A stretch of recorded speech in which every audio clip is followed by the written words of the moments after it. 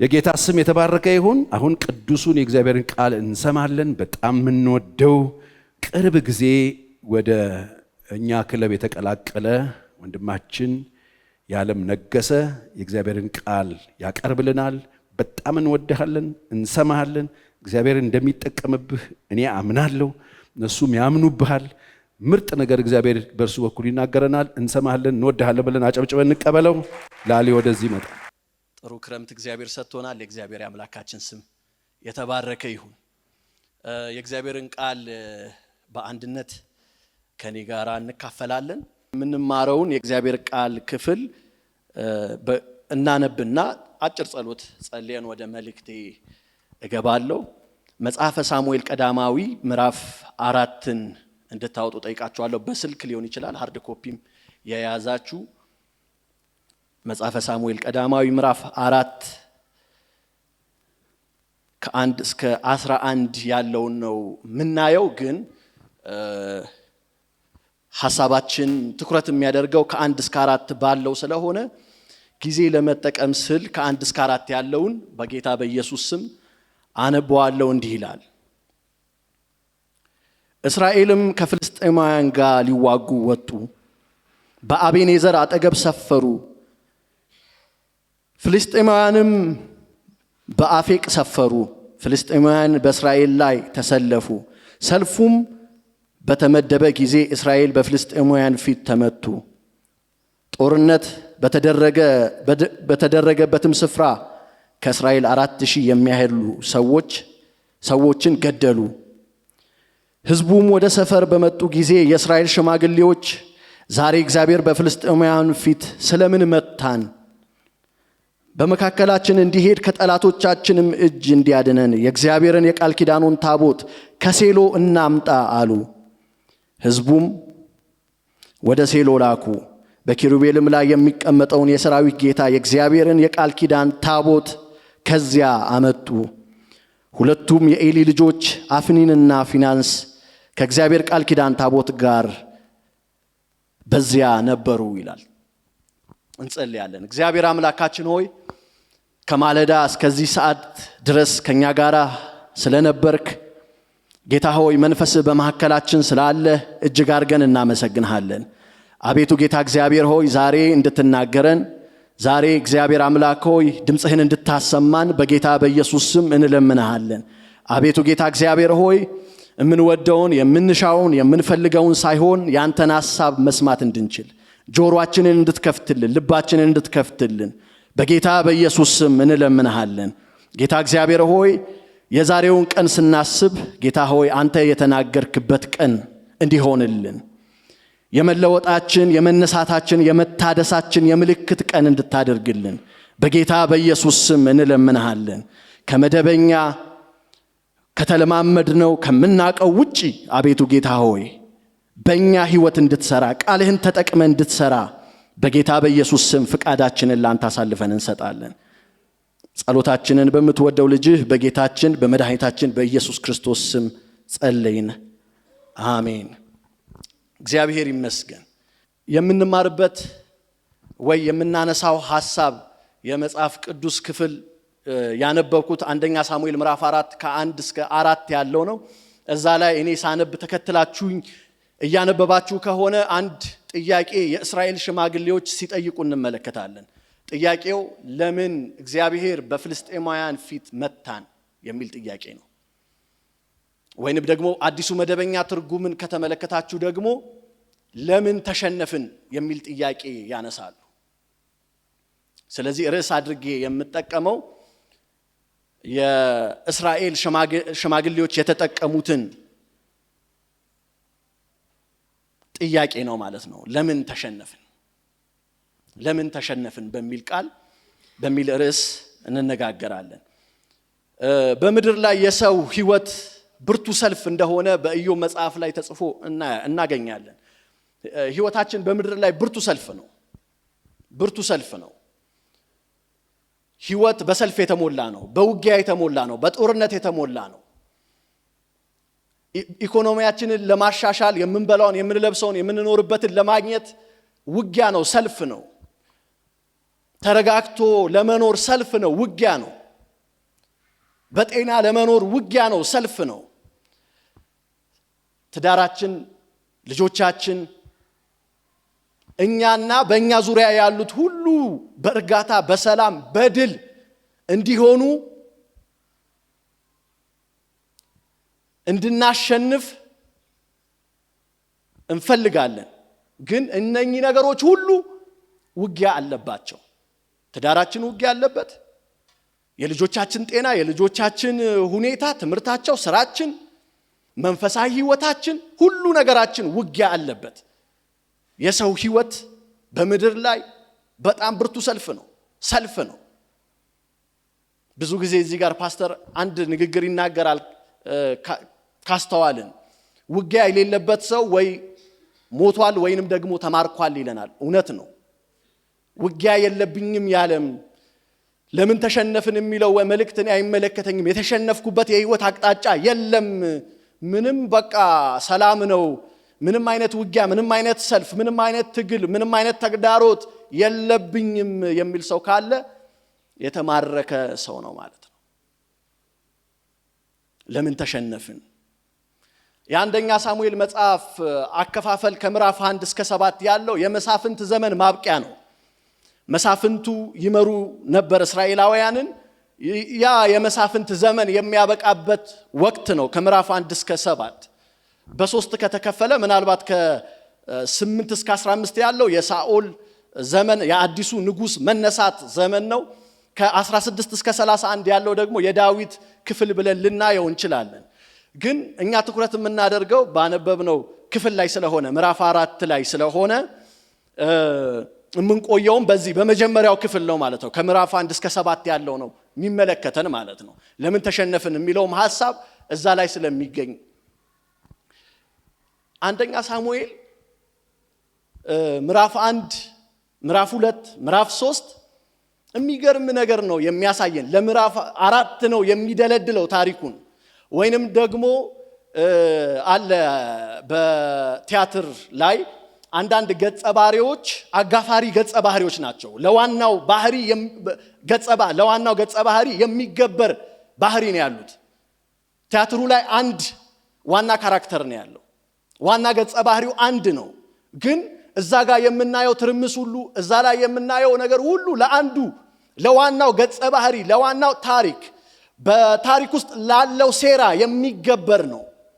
ስለዚህ በአንድ ላይ 2 ላይ ምዕራፍ 3 ላይ የምንመለከተው በሙሉ የአሮጌ ዘመን መደምደሚያ ይሆንና የአዲስ ነገር መጀመሪያ ደግሞ ምዕራፍ 4 ላይ እናያለን። ምዕራፍ 7 ጀምሮ 8 ስትገቡ ደግሞ አዲስ ነገር ይጀምራል። ስለዚህ ምዕራፍ 1 2 3 ለ4 እያዘጋጀን ነው ማለት ነው። እንግዲህ ምዕራፍ 1 ላይ ከሐና ይጀምራል። ከዛ ከሐና ቀጥሎ ወደ ሳሙኤል ይሄዳል። ከሳሙኤል ወደ እግዚአብሔር መቅደስ ይሄዳል። ከዛ ከእግዚአብሔር መቅደስ ደግሞ ወደ እስራኤል ወደ አገር ይሄዳል።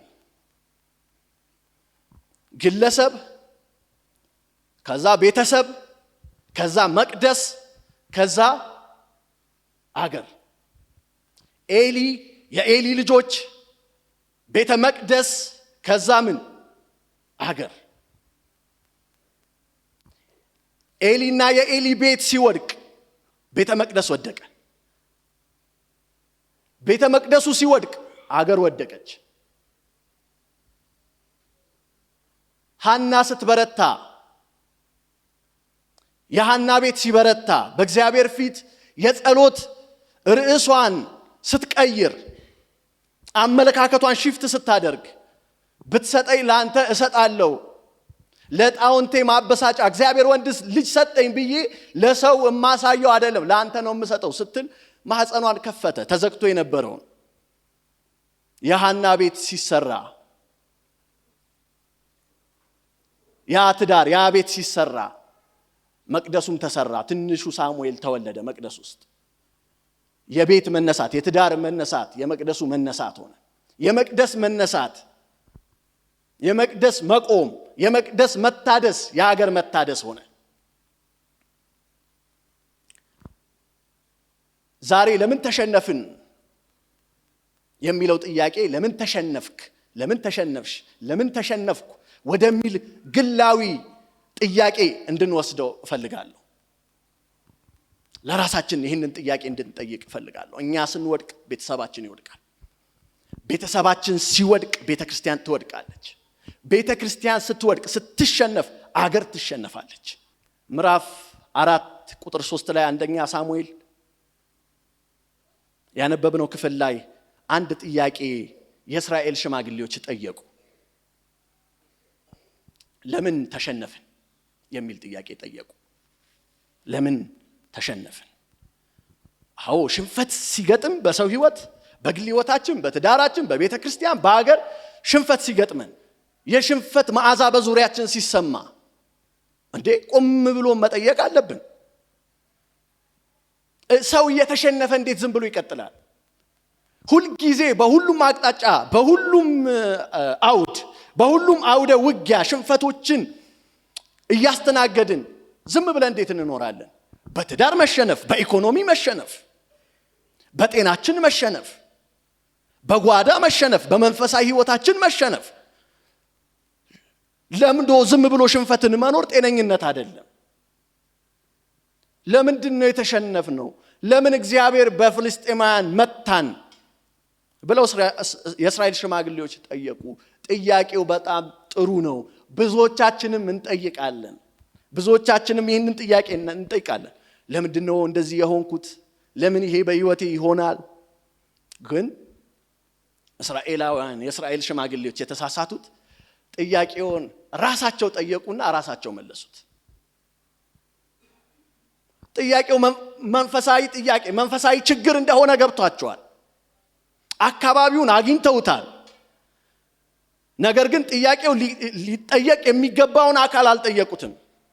ጌታ ሆይ ለምን ተሸነፍን? እግዚአብሔር ሆይ ለምን ተሸነፍን?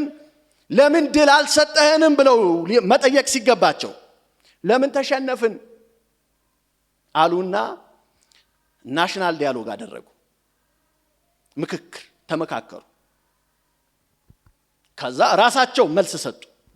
ራሳቸው መፍትሄ አስቀመጡ። መላምት ግምት ውስጥ ገመቱ የእስራኤል ሽማግሌዎች።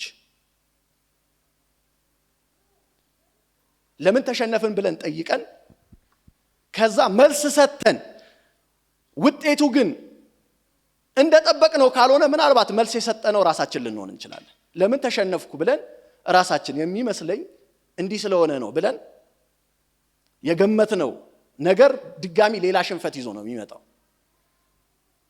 ደም ውስጥ የሚገኝ በሽታን፣ ደም ውስጥ የተቀመጠን በሽታን ቦታ እየቀያየርን፣ ስፍራ እየቀያየርን፣ ሀገር እየቀያየርን ኤክስሬ ብንነሳ በሽታችን አይገኝ።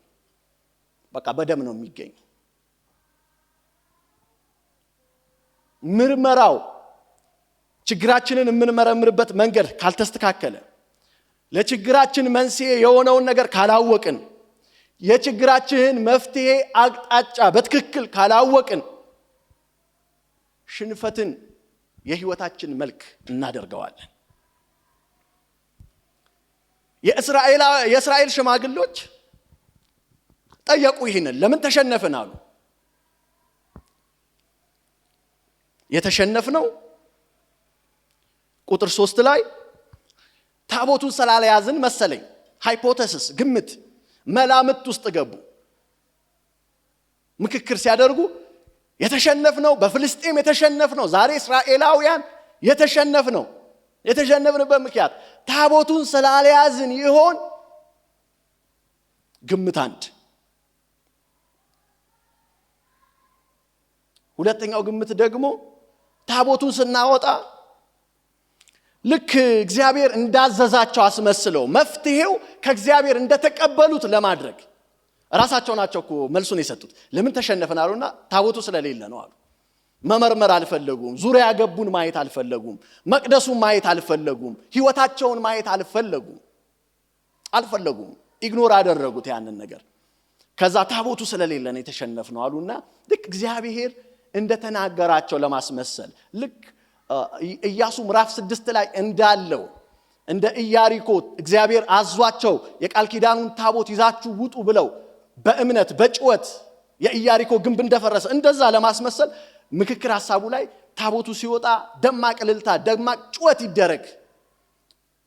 ምን የሚያክል ጭወት! ፍልስጤማውያን የሚሰሙት ጭወት፣ ጠላቶቻችን የሚሰሙት ጭወት እንጩህ አሉ። መፍትሄ ያስቀመጡ፣ ታቦቱን እናውጣ፣ ከዛ በኋላ ደግሞ ጭወት እናድርግ ብለው ይህንን ነገር አደረጉ። ግን ጥናታቸው በጣም በሚገርም ሁኔታ ያነበብነው ክፍል ላይ የመጀመሪያ ሽንፈታቸው 4000 ሰው ነው እንዲሞት የሆነው። ከዛ መላመተው የሽንፈታቸው ምክንያት በራሳቸው መንገድ ሰርች አድርገው ሲጨርሱ ታቦቱን ይዘው ሲወጡ በጭወት አጅበውት ከወጡ በኋላ ደግሞ 30,000 እስራኤላውያን ወደቁ ይላል። ከድጡ ወደ ምን? ወደ ማጡ።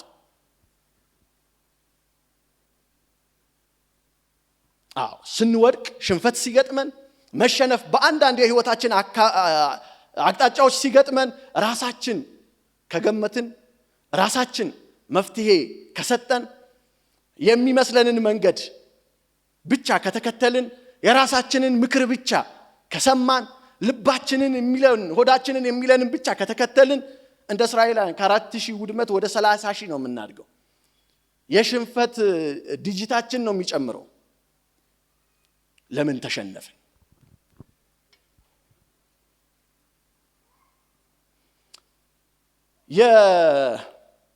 የእስራኤላውያን የሽንፈት ምክንያት ምንድን ነበረ ብለን አንደኛ ሳሙኤልን የጻፈልን ራሱ ካህኑ ሳሙኤል ነው። ብንጠይቀው የሚነግረን ነገሮች አሉ። እሱን ነው የምንመለከተው። ለምን ተሸነፍን? ራሳችንን ከመጠየቅ፣ ራሳችን ከመመለስ፣ የራሳችንን መላምት ከማስቀመጥ እስቲ እግዚአብሔርን እንጠይቀው። እስቲ ለምን ተሸነፍ ብለው እስራኤላውያን፣ የእስራኤል ሽማግሌ አንዱ ቢነሳ ለምን እንደተሸነፉ እግዚአብሔር የሚነግራቸው ይህ ነው ከቃሉ። በሚታዩ ነገሮች ላይ ትኩረት ስላደረጉ የተሸነፉት። ቁጥር 3ን ብንመለከት ይህንን ነው የሚነግረን። ሕዝቡም ወደ ሰፈር በወጡ ጊዜ የእስራኤል ሽማግሌዎች ዛሬ እግዚአብሔር በፍልስጤማውያን ፊት ስለምን መታን? በመካከላችን እንዲሄድ ከጠላቶቻችን እጅ እንዲያድነን የእግዚአብሔርን የቃል ኪዳኑ ታቦት ከሴሎ እናምጣ አሉ። በሚታይ ነገር ላይ፣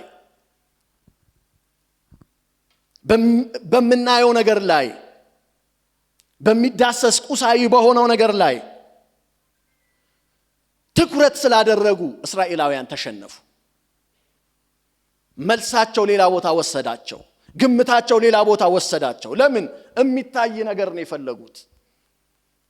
በሚታይ ነገር መመለስ ፈለጉ። ክፍተቱን፣ ሽንፈቱን፣ ድል በዛ መንገድ ማግኘት ፈለጉ። የቃል ኪዳን ታቦቱን እናምጣ አሉ። ወደ ኋላ መለስ ብላችሁ የቃል ኪዳን ታቦቱ በመደበኛ ጦርነት ወጥቷል ወይ ብላችሁ ሰርች ብታደርጉ በመደበኛ ጦርነት የቃል ኪዳኑ ታቦት ለመጀመሪያ ጊዜ የወጣው አንደኛ ሳሙኤል ነው። ለመጀመሪያ ጊዜ አንድ ሁለቴ ዘኍልቍ ላይ አለ በጦርነት የቃል ኪዳኑ ታቦት እዛ ጦርነት ስፍራ ላይ የተገኘበት፣ ግን በመንገድ ላይ ነበሩ። ኢያሪኮ ሲፈርስ በኢያሱ ምዕራፍ 6 ላይ አለ። እሱም የእግዚአብሔር ትእዛዝ ነው። መደበኛ ጦርነት አይደለም። በመደበኛ ውጊያ አሰላለፍ እስራኤላውያን ለመጀመሪያ ጊዜ ቃል ኪዳኑን ታቦት ይዘው የወጡት ይዛችሁ ውጡ ተብለው ሳይሆን ይዘን እንውጣ ብለው ነው። ራሳቸው ለችግራቸው መልስ ሰጥተው ነው። የሚታይ ነገር ፈለጉ። የሚታይ ነገርን ፈለጉ። በሚታይ ነገር ትኩረት አደረጉ። ህይወታቸውን፣ ራሳቸውን፣ ጓዳቸውን፣ ያሉበትን ሁኔታ ከማጤን ይልቅ የሆነ የሚታይ ነገር ያንን ታቦት ስላልያዝን ነው አሉ። ግን የእስራኤል ታሪክ የሚያስረዳ ታቦቱን ይዘው ሳይወጡም እግዚአብሔር ከነርሱ ጋር ሆኖ ድል እንደሚሰጣቸው ነው፣ እንደሚያሸንፉ ነው። ታቦቱ በመቅደስ ሆኖም እስራኤል ድል አድርጎ ያውቃል። ግን ታቦቱን ይዘን እንውጣ፣ የሚታየውን ነገር ይዘን እንውጣ አሉ። በእርግጥ የእግዚአብሔር ሕልውና ምልክት ነው ታቦቱ። ለምን ተሸነፍን? በሚታዩ ነገሮች ላይ ትኩረት ስላደረግን አይደለም። አንዳንድ ሽንፈቶቻችን የመጡት መንፈሳዊ ሽንፈቶቻችን የመጡት ክርስቲያናዊ ልምምዶች ላይ የሚታይ ነገር ላይ ውጫዊ ነገር ላይ በማተኮራችን አይደለ ብዙ የተሸነፍ ነው። የቸርች አቴንዳንስ ስለምንፈልግ አይደል የተሸነፍ ነው። በቃ ቤት የለንም፣ ጓዳ የለንም፣ ዲቮሽን የለንም፣ የእግዚአብሔር ቃል ኮንቲኒየስሊ አናጠናም፣ የጸሎት ጊዜ የለንም፣ 30 ደቂቃም 5 ደቂቃም ከቤታችን ጸልየን አንወጣም። አቴንዳንሱን ግን ሁሉ ሰው ልክ ስም እንደሚጠራ አቴንድ ያደርጋል። አቴንዳንሱን እንፈልገዋለን። መንፈሳዊ ልምምዶች ላይ የሚታዩ ነገሮች ላይ እንንጠለጠላለን። የትም ከርመን የትም ውለን ብዙ ነገሮች ውስጥ አሳልፈን ልምምዶቻችን ላይ እንንጠለጠላለን። ልሳኖቻችን ላይ እንንጠለጠላለን። ድካማችንን በልሳናችን ጩኸት፣ ድምፅ መለወጥ እንፈልጋለን። ጉባኤው አሜን በማለት በመጮህ በሚታየው ነገር ልንተካው እንፈልጋለን። ለምን ተሸነፍን? ውጫዊ ነገሮች ላይ ስላተኮረን አይደለም የተሸነፍነው። አንዳንዶቻችን ወጣቶች ለምን ተሸነፉ? የእግዚአብሔር ቃል እንማር ስንባል እንማራለን ወይስ ኮንሰርት ነው የምናሳድደው? ውጫዊ ነገር፣ የሚታይ ነገር፣ የሚማርክ ነገር፣ መንፈሳዊ ጉድለታችን እንዳይታይ፣ ባዶነታችን እንዳይታወቅ የሚያደርግ ኮንሰርት። እኔ ኮንሰርት አትሂዱ አላልኩ፣ ግን የሚቀድም ነገር አለ። ፕራዮሪቲ ልንሰጠው የሚገባ ነገር አለ። በወር አንዴ በምትሄደው ኮንሰርት ድል አገኛለሁ ከሽንፈት ወጣለሁ ብለህ ካሰብክ ተሳስተሃል። ለምን ተሸነፍን? በሚታዩ ነገሮች፣ በሰላምታችን፣ በሆነ ነገራችን የክርስትና መልክን በማሳየት እዛ ላይ ትኩረት በማድረግ የክርስትና መልክ ላይ ትኩረት በማድረግ እዛ ላይ ትኩረት በማድረጋችን አይደለም። ቤተ ክርስቲያን ለምን ተሸነፈች? ህንፃ ላይ ትኩረት በማድረጉ አይደለም። መሬት ላይ ትኩረት በማድረጉ አይደለም። ገንዘብ ላይ ትኩረት በማድረጉ አይደለም። የመድረክ ድባብን በማሳመር ላይ ትኩረት በማድረጉ አይደለም። በላይቱ ላይ ትኩረት በማድረጉ አይደለም። በመድረክ ጭስ በመማረኩ አይደለም። ለምን ተሸነፈች ቤተ ክርስቲያን? በሚታይ ነገር ላይ ትኩረት በማድረጓ። እነኚህ ሁሉ ጥሩ ናቸው። እነኚህ ሁሉ በውስጣቸው ክፋት ላይኖር ይችላል። ነገር ግን እነኚህን ሁሉ እያደረግን ውስጣችን ለውጥ ከሌለ፣ ትክክለኛ ድል በውስጣችን ከሌለ ቆም ብለን በራችንን ልንዘጋ ይገባል። ጥያቄውን ወደ ጌታ ልንወስደው ይገባል። ለምን ተሸነፍኩ? ለምን ሽንፈት በዙሪያ አለ ብለን ወደ ጌታ ጥያቄውን ልንወስድ ይገባል። የሎዶቅያ ቤተ ክርስቲያንን ስንመለከት ሀብታም ነኝ፣ ሁሉ አለኝ፣ ሙሉ ነኝ ትላለች። ጌታ ግን ይመጣና ጎስቋላ፣ ምስኪን፣ ድሃ፣ እውር ይላታል። እውር፣ ድሃ፣ ምስኪን፣ ጎስቋላ ይላታል። ሁሉ ነገር ያላት፣ መሬት ያላት፣ ሀብት ያላት፣ ንብረት ያላት፣ ብዙ ነገር ያላት ምስኪን፣ ጎስቋላ ይላታል። የሚታየው ነገር የሞላት። ለምን ተሸነፍን? እስራኤላውያንም ቢጠይቁ እኛም ብንጠይቅ የእግዚአብሔር መልስ ይህ ነው። ሁለተኛ የተሰወረ ኃጢአት ስላለ፣ የተሰወረ የተደበቀ ኃጢአት ስላለ። አንደኛ ሳሙኤል ምዕራፍ 2 ቁጥር 12 ላይ የኤሊ ልጆች ምናምንቴዎች ነበሩ፣ እግዚአብሔርን አይፈሩም ወይ እግዚአብሔርን አያውቁም ነበር ይላል። እግዚአብሔርን አለማወቅ ምናምንቴ ያደርጋል። አዲሱ መደበኛ ትርጉም በጣም ደስ የሚል ቃል ነው ይህንን ያስቀመጠው። የኤሊ ልጆች ስድ አደጎች ነበሩ ይላል። አስተዳደግ ላይ እንደሆነ ችግሩ ያመላክተናል። ቤተሰብ ላይ እንደሆነ ችግሩን ያመላክተናል። ለምን ተሸነፈ? እስራኤል ለምን ተሸነፈች? የተደበቀ ኃጢአት ስለነበረ፣ በሕዝቡ ዘንድ የተደበቀ ኃጢአት ስለነበረ፣ በመቅደሱ በካህኑ ልጆች ዘንድ የተደበቀ ኃጢአት ስለነበረ። የኤሊ ልጆች አፍኒና ፊናንስ ከነ ኃጢአታቸው ከታቦቱ ጋር ነበሩ። ምዕራፍ 4 ቁጥር 4 ላይ ስታዩ 4:5 ላይ ስታዩ ኃጢአትን ያደርጋሉ፣ በኃጢአት ውስጥ ናቸው፣ በሽንፈት ውስጥ ናቸው፣ በውድቀት ውስጥ ናቸው፣ ግን ከታቦቱ ጋር ነበሩ እና ዋስትና የተሰማቸው ይመስለኛል። ዝም ብሎ አልጻፈውም። ይሄንን ልክ ታቦቱ እንዲወጣ ምክረ ሐሳብ ሽማግሌዎቹ ከሰጡ በኋላ ቁጥር 3 እና 4 ላይ ስንመለከት ታቦቱን ከሴሎ ይዛችሁ ተባሉ። ከዛ ታቦቱን ይዘው ሊመጡ ሲል አፍኒና ፊናንስ ከታቦቱ ጋር ነበሩ ይለናል የእግዚአብሔር ቃል። ዝም ብሎ አይደለም የገባው። እነዚህ ልጆች መቅደስ ውስጥ ያሉት እነዚህ በተደበቀ በተሰወረ ኃጢአት የሚኖሩ አክቹአሊ የነሱ አደባባይ የወጣ ኃጢአት ነው። አባትዮም ያውቀዋል፣ መቅደስ አካባቢ ያሉ ሰዎች በሙሉ ያውቁታል። ግን እንደ ዋስትና የያዙት ከታቦቱ ጋር መሆናቸው ነበር።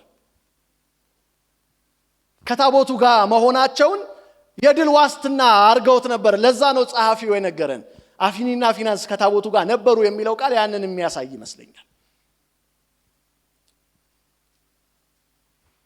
ቸርች አቴንድ ማድረጋችን፣ የሆኑ ልምምዶችን ማድረጋችን፣ የሆነ ውጫዊ ነገሮችን ማድረጋችን በትክክል ውስጣችን ያለውን የተሰወረውን ኃጢአት እስካላስወገድን ድረስ ድል አይሰጠንም። እስራኤላውያን ለምን ተሸነፉ? የተሰወረ ኃጢአት ስለነበረባቸው። የነዚህ ልጆች ኃጢአት ብዙ ጊዜ እኛም ስንናገር፣ ሰባኪያንም ሲናገሩ፣ እኛም እርስ በርስ ስናወራ አንድ ነው የሚመስለን። በዝሙት ኃጢአት ብቻ የወደቁ ነበር የሚመስለን። ግን ክፍሉን ለማየት ስሞክር ወደ 5 የሚጠጋ ሜጀር ኃጢአቶችን ያደርጋሉ። ዋናው በጣም የከፋ ኃጢአቶችን ያደርጋሉ። አንደኛ እግዚአብሔርን አለማክበር፣ እግዚአብሔርን ባለማክበር ኃጢአት ውስጥ ነበሩ። ምዕራፍ 2 ቁጥር 12 ላይ ታገኙታላችሁ። የእግዚአብሔርን መስዋዕት ይንቁ ነበር፣ ይወስዱ ነበር። መባውን ቁርባኑን ይንቁ ነበር፣ ስቡን ይወስዱ ነበር።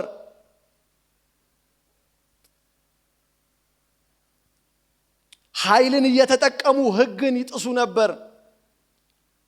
በዛ የሚያገለግሉ ካህናቶችን እያስፈራሩ ኃይል እየተጠቀሙ ከእግዚአብሔር መባ ከእግዚአብሔር መስዋዕት ይሰርቁ ነበር፣ ሕግን ይጥሱ ነበር።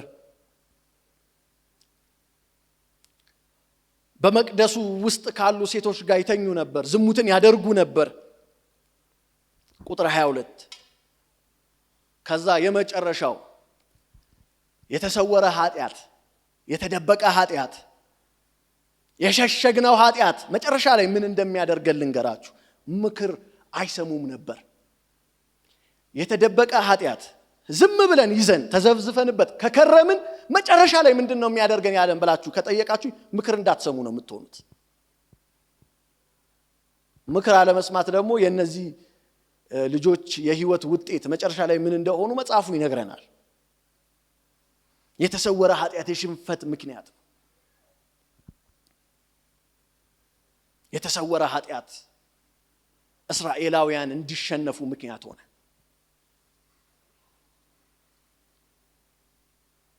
ራሳችን ሽንፈታችንን ቁጭ ብለን አስበነው መልስ እየሰጠን ከሆነ ዛሬ ቆም እንበልና ለምንድን ነው የተሸነፍኩት? ጌታ ሆይ ለምን ተሸነፍኩ? ምናልባት የተሰወረ ኃጢአት በህይወቴ አለ፣ እየተለማመድኩት ያለ ኃጢአት አለ።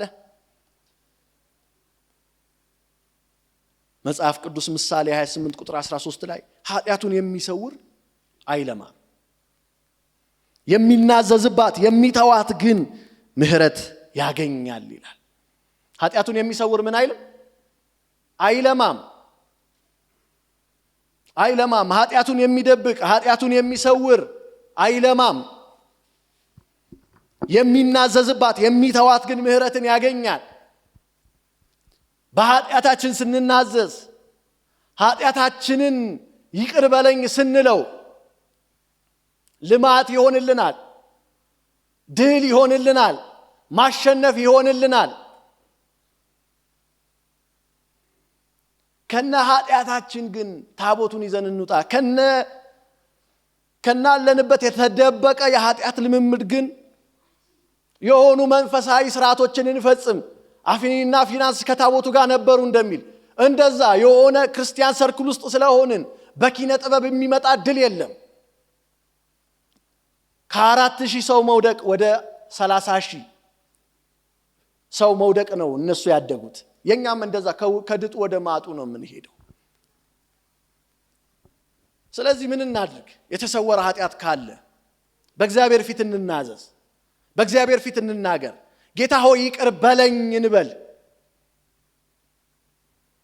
እንተወው ኃጢአታችንን። እንናዘዝ ብቻ ሳይሆን አሁን የንስሐ እንደ ስነ ልቦናዊ ፈውስ እየታየ ነው። እንዲህ አድርጌያለሁ፣ እንዲህ በድያለሁ፣ ጌታ ሆይ ይህንን ሰርቻለሁ፣ ጌታ ሆይ ይህን ሊስት እናደርጋለን። የኃጢአቱን ሊስት እናደርጋለን። አንተን በድያለሁ፣ ልክ ይህ ዝርዝር እንዳለው ዋሽቻለሁ፣ ሰርቄያለሁ፣ አመንዝሬያለሁ፣ ጌታ ሆይ ይቅር በለኝ በጌታ በኢየሱስ ስም አሜን ብለን የሆነ ስሜት ተቀብለን የምንሄደው ነገር አይደለም። ንስሐ አንዱ አካል ነው። ይሄ ንስሐ አፍ ብቻ አይደለም ያለው፣ እግር አለው፣ አክሽን አለው ውስጡ። ለንስሐ የሚገባ ፍሬ አፍሩ ያለው መጽሐፍ ቅዱስ ለዛ። ንስሐ ከገባን በኋላ ጸጋ መጠየቅ አለብን።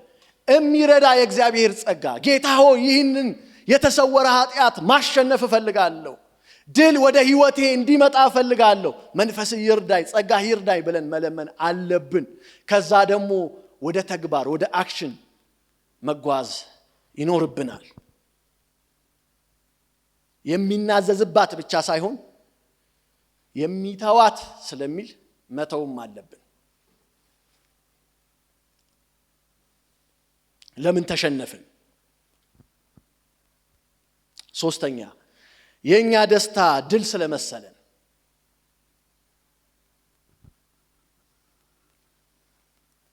ወይንም ደግሞ እስራኤላውያን ለምን ተሸነፍን ብለው ቢጠይቁ ይህ መልስ ነው ቁጥር 5 የሚነግራቸው።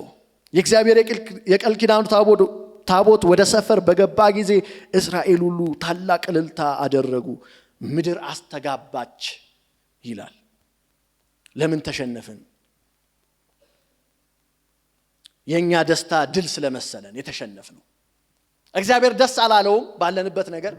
እግዚአብሔር ደስ አልተሰኘም በምልልሳችን። እግዚአብሔር ደስ ያልተሰኘበት የህይወታችን አቅጣጫ አለ። ግን እኛ ደስተኞች ነን። ያ ደስታ ደግሞ ድል መሰለን፣ ያሸነፍን መሰለን፣ ድል የሰጠን መሰለን። ቸርች ሄደን የሆነ ቦታ ሄደን የሆነ መንፈሳዊ ስብሰባዎች ሄደን የሚሰማንን ስሜት አመን ነው። ራሳችንን መክረን ያገኘነውን ምክር የሚሰጠንን ስሜት፣ ጊዜያዊ ስሜት፣ እሱን አመንን። የሆነ ደስታ ይመጣል። የሆነ የሚሰማ ነገር አለ።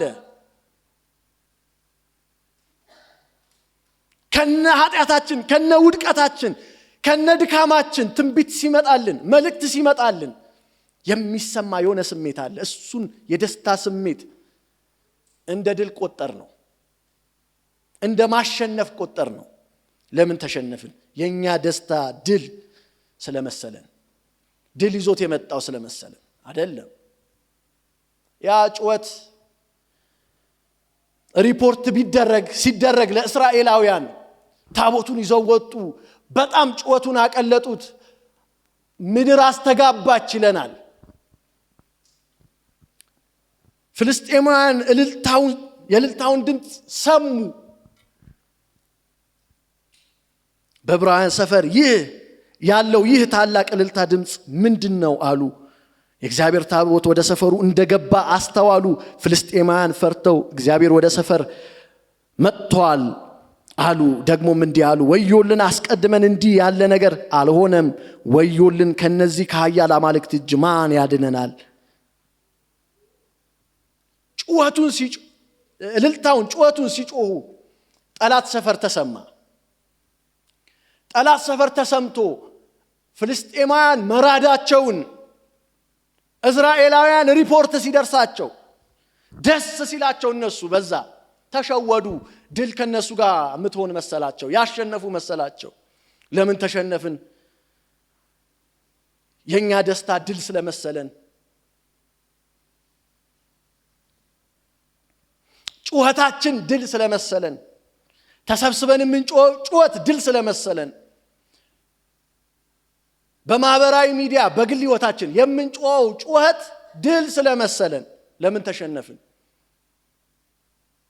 ቤታችን ልክ በምስጥ እንደተበላ ዛፍ እንጨት ሆኖ ግን ውጪ የሚታየውን አሳምረን በማህበራዊ ሚዲያ እንጮሃለን፣ በፎቶዎቻችን እንጮሃለን፣ በቪዲዮዎቻችን እንጮሃለን፣ በስራ ቦታችን እንጮሃለን። ደህና ነኝ፣ ሁሉ ሰላም ነው እንላለን። ድል እንደሚያደርግ ሰው ደስተኞች ለመምሰል እንሞክራለን።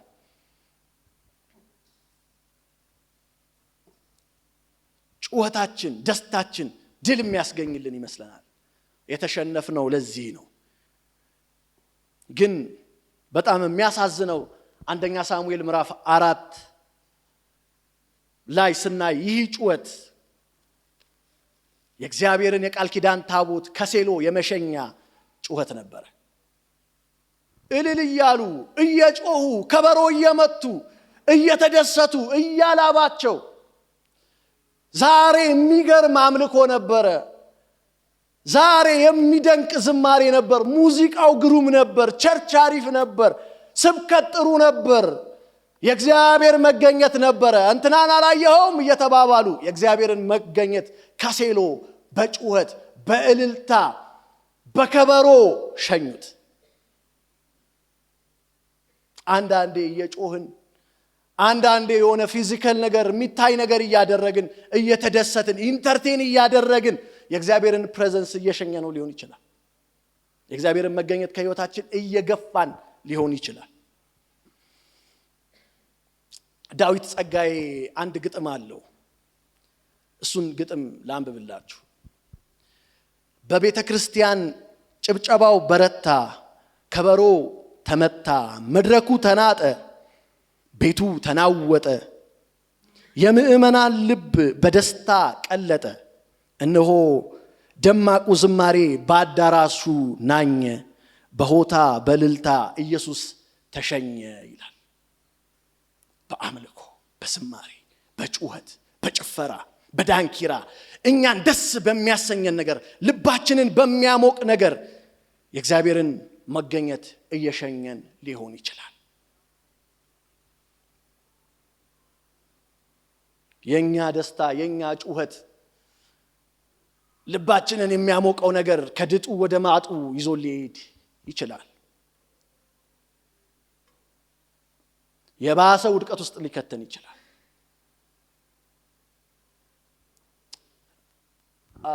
ሰሞኑን የዓለም ዋንጫ ነበር አይደለም? እና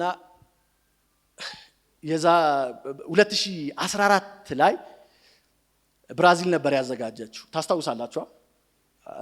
እኔና አንድ ሁለት ሰው ነው ኳስ የምናየው። ብራዚል ነበረ በ2014 ላይ ያዘጋጀችው እና 2014 ላይ ብራዚል የዓለም ዋንጫውን ስታዘጋጅ ኖክአውት ስቴጅ ላይ ከጀርመን ጋር ይደርሳታል ጨዋታው እና ብራዚላውያን በጣም እርግጠኞች ነበሩ እንደሚያሸንፉ። ጀርመንን እንደሚያሸንፉ 100% እርግጠኞች ነበሩ። ሜዳቸው ነው፣ ህዝቡ ይጮሃል። በሺዎች የሚቆጠሩ ህዝብ ስታዲየም ውስጥ ታድሟል። ጋዜጠኞች በሙሉ ስለ ብራዚል ትልቅነት ነው የሚያወሩት። በብራዚል ቡድን ውስጥ ያሉ ተጫዋቾች ብቃታቸውን ነው የሚተነትኑት። ዓለም ሁሉ ትኩረቱ እነሱ ላይ ነው። ግምቶች ሁሉ ዞር ብላችሁ ብታዩ ግምቶች ሁሉ ለብራዚል ተሰጥቶ ነበር ይመስለኛል። ተጫዋቾቹ ልባቸው አበጠ። በጣም ተኩራሩ። ማድረግ ያለባቸውን ነገር መፈጸም ያለባቸው ነገር የዘነጉ ይመስለኛል። ዳተኝነት፣ ቸልተኝነት ውስጥ ገቡ። የህዝቡ ጩኸት ጎል እንደሚያገባላቸው ያሰቡ ይመስለኛል። የህዝቡ ጭፈራ፣ የህዝቡ ጩኸት፣ የህዝቡ ሆታ፣ የሚዲያው ጫጫታ፣ ግርግሩ ምኑ ስኮር የሚያደርግላቸው መሰላቸው። ታምናላችሁ? በ30 ደቂቃ ውስጥ ጀርመን 5 ጎል አገባች። በ30 ደቂቃ ውስጥ 5 ጎል። ጨዋታው አጠቃላይ 7-1 ተሸነፈች ብራዚል። 7-1 የመጨረሻ ወረስት የብራዚል ሽንፈት ተብሎ በታሪክ ተቀምጧል። የሽንፈት ምክንያት ትዕቢት ይሆናል፣ ጩኸቱን መስማት ይሆናል፣ ዙራ ገቡን ማየት ይሆናል፣ ማድረግ ያለብንን ነገር ባለማድረግ ይሆናል፣ በዛ ይሆናል። ለምን ተሸነፍን? ምናልባት የብራዚል አሰልጣኝ ቢጠየቅ ልክ አንደኛ ሳሙኤል ምዕራፍ 4 ላይ ያለውን የሚናገር ይመስል ጩኸቱ ላይ ስላተኮርን፣ የሚዲያ ግርግሩ ላይ ስላተኮርን፣ ውጫዊ ነገር ላይ ስላተኮርን፣ ራሳችንን መመልከት ስላልቻልን፣ ባላጋራችንን ስለናቅን ይሁን ለዛ የሆነ ተሸነፍነው ብሎ የሚመልስ ይመስለኛል። ለምን ተሸነፍን?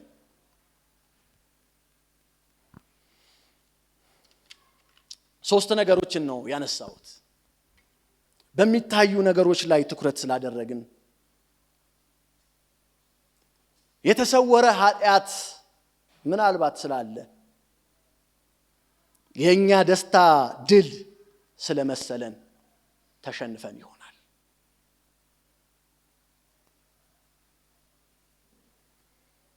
መጽሐፍ ቅዱስ የእግዚአብሔር ደስታ ኃይላችሁ ነው ይላል።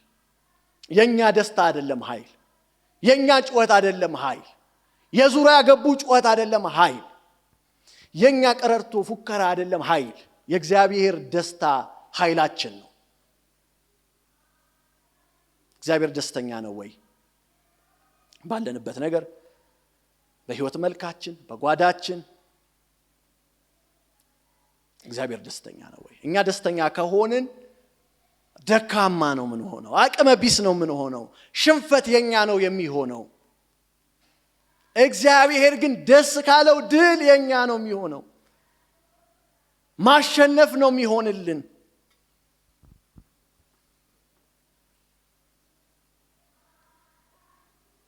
ዛሬ ለኔም ለናንተም ማቀርበው የሙግት ሐሳብ ይሄ ነው። ማሸነፍ ትፈልጋለህ ወይ? ማሸነፍ ትፈልጊያለሽ ወይ? ማሸነፍ እንፈልጋለን እንደ ግል ህይወታችን፣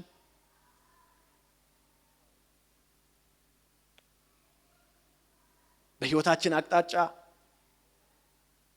ባሉ በአንዳንድ ሽንፈቶች አዝነናል፣ ልባችን ተሰብሯል።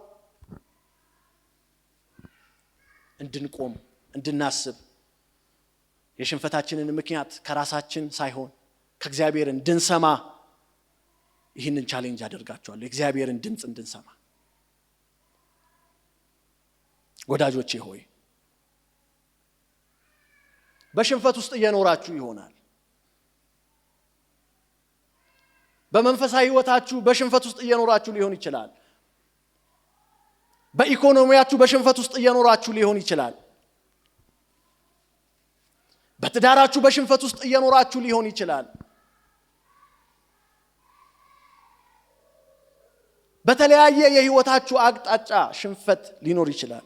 በሽንፈት ውስጥ ምናልባት የምትኖሩ ሰዎች አላችሁ እዚህ ጉባኤ። ምናልባት አትልመዱት ይህን ሽንፈት። ሽንፈትን መለማመድ በጣም መጥፎ ነው። አሁንም ድጋሚ የእግር ኳስ ምሳሌ ላመጣላችሁ ነው። ጋዜጠኞች ይመስሉኛል ሲናገሩ ብሔራዊ ቡድኑ የኢትዮጵያ ብሔራዊ ቡድን ከሌሎች ሀገራት ጋር ጨዋታ ሲኖረው ያወራሉ አሉ ተጫዋቾቹ። በስንት ጎል ነው የምንሸነፈው ይባባላሉ አሉ። ለምደውታል። ከሀገር ሲወጡ ለመሸነፍ ነው የሚወጡት። ሄደው ሾፒንግ ምናምን ዕቃ ገዝተው ነው የሚመጡት። ሽንፈትን መልመድ በጣም መጥፎ ነው። ሽንፈት ውስጥ እየኖሩ በሽንፈት ውስጥ ተዘብዝፎ የሽንፈት የህይወት መልክ ይዞ አደባባይ ላይ ግን ድል እንዳደረገ ሰው መጮህ ትክክል አይደለም። ሽንፈትን መልመድ የለብንም። ዛሬ ወዳጆቼ ጌታ የሚለን ይህንን ነው። ወደ እኔ ኑ፣ ወደ እኔ ተመለሱ፣ ድልን እሰጣችኋለሁ። ድልን እሰጣችኋለሁ። ወደ እኔ ምን በሉ? ኑ፣ ወደ እኔ ኑ፣ ወደ እኔ ተመለሱ፣ ወደ እኔ ተመልከቱ፣ ድልን እሰጣችኋለሁ። የተሸነፍንበት የህይወት መንገድ፣ የተሸነፍንባቸው ነገሮች ድል፣ እውነተኛ ድል የምናገኘው ድል የሚመስል ነገር ሳይሆን እውነተኛ ድል የምናገኘው ወደ እግዚአብሔር ስንመለስ ነው። ስለዚህ አንድ ተስፋ ይታየኛል። ሊሊ እንደዘመረችው ድልድል ይሸተኛል እንዳለችው እኔ ድልድል ይሸተኛል። ማሸነፍ ይሸተኛል።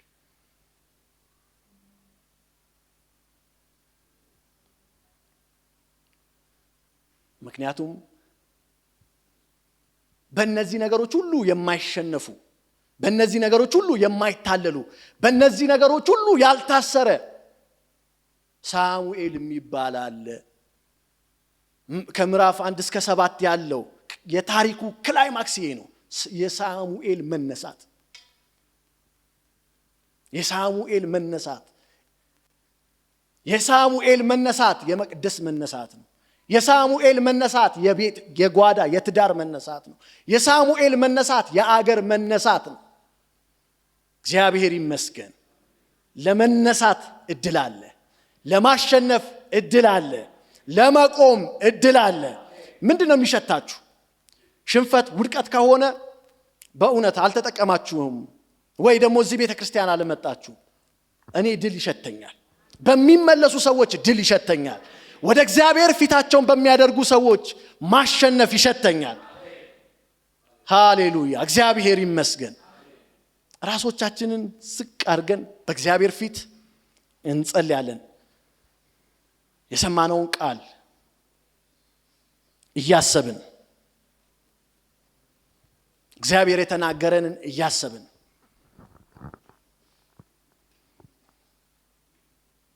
ወደ እኔ ኑ፣ ወደ እኔ ተመለሱ፣ ድልን እሰጣችኋለሁ። ወደ እኔ ኑ፣ ወደ እኔ ተመለሱ፣ ድልን እሰጣችኋለሁ። አንዳንዴ ሽንፈቶች፣ ውድቀቶች ለማሸነፋችን በር ሊሆኑ ይችላሉ። ለመነሳታችን በር ሊሆን ይችላል። እንጸልያለን ሁላችንም። መልሰኝ መልሰኝ መልሰኝ ጌታዬ፣ አንተን እንድትመስል አድርጋ ኢየሱስ ሆይ ሕይወቴ። መልሰኝ መልሰኝ መልሰኝ መልሰኝ ጌታዬ፣ አንተን እንድትመስል አድርጋ ኢየሱስ ሆይ ሕይወቴ። እስከ መቼ ድረስ ጌታ በዚህ ሕይወት አንተም በማሳዘን ቁስልህ በመውጋት መኖር አልፈልግም እያሳዘንኩ አንተ መለወጥ እሻለሁ ፍጹም መቀየር።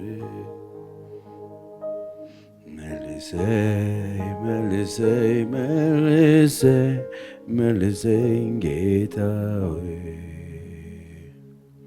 አንተን እንድትመስል አድርጋት ኢየሱስ ሆይ ሕይወቴ መልሰኝ መልሰኝ። ጸልዩት ይህን መዝሙር አንድ ላይ ጸሎት ነው መዝሙሩ። ይሄ ድንቅ የአባትነት ምክርህ ባለድሎች እንድንሆንልህ ካለህ ፍቅር ካለህ መሻት ተነሳ ወደ እያንዳንዳችን ቤት ወደ እያንዳንዳችን ጓዳ መጣ። ለምን ተሸነፍን? ጌታ ሆይ እውነት ነው አይኖቻችን የሚታይ ነገር ላይ ተንጠለጠሉ። ካንተ ይልቅ ሁኔታን አየን፣ ለዚህ ተሸነፈ። እውነት ነው ስውር ኃጢአታችን ተብትቦ ይዞን ንጹሕ ለመምሰል የምናደርገው ጥሮት ተሸናፊዎች አደረገን። እውነት ነው ጌታ ሆይ እውነት ነው ተናግረህናል። በእያንዳንዳችን ሕይወት መስመር ላይ ጣልቃ ገብተህ ተናግረህናል። ድምፅህን አሰምተህናል። የኛ ድል የኛ ደስታ ያንተ መስሎን ሐሳብህ ከሐሳባችን ሰማይ ከምድር ሩቅ ሆነው ደስ ስላለም ብቻ ደስ ያለህ መስሎን በመሮጣችን ተሸንፈናል። ይቅር በለን። ዛሬ ድል የምናረግበት ድንቅ መውጫ መሰላል ስለሰጠህን ተባረክ። ኃጢአት፣ በደል፣ መተላለፋችንን በደምህ እጠብልን። ይቅር በለን። ስትናገረን ምንኛ የታደልን መሆናችንን እናውቃለን። አንተ ዝም ስትል ነው የምታስፈራው። ስትናገር ደስ ይላል። ስትገስጽ ደስ ይላል። ስትቆጣ ደስ ይላል። ከኛ ጋር ስላለህን ብለህናል። እናመሰግንሃለን። ምስጋናም ክብርም ተጠቅሎ ወደ ማደሪያ ይግባ። በቃ መልሰን እንመለሳለን። ተናግረህናል። ባለድሎች መሆን እንፈልጋለን። የውሸትን ድል ይዘን ከዚህ በኋላ ወደ ጎዳና አንወጣም። አንተ የምትለንን እንሰማሃለን። ፈቃድህ በሕይወታችን ይፈጸም። በዚህ ደግሞ ባሪያህን ስለረዳኸው ስለተጠቀምክበት እናመሰግንሃለን። ዘመኑ፣ አገልግሎቱ፣ ትዳሩ፣ ቀጣይ የምድር ቆይታው የተባረከ ይሁን። እንደርሱ በዚች ቤተክርስቲያን ጌታ እግዚአብሔር ሆይ ያሳደግካቸው ብዙ ኃያላን በዚህ ስላሉ ድምፅህን ወደዚች ምድር የሚያመጡ ለትውልድ መፍትሄ የሚሆኑ ስላሉ እናመሰግንሃለን። ስለ ሁሉ ተባረክ። እንወድሃለን፣ እናመሰግንሃለን። በኢየሱስ ስም አሜን።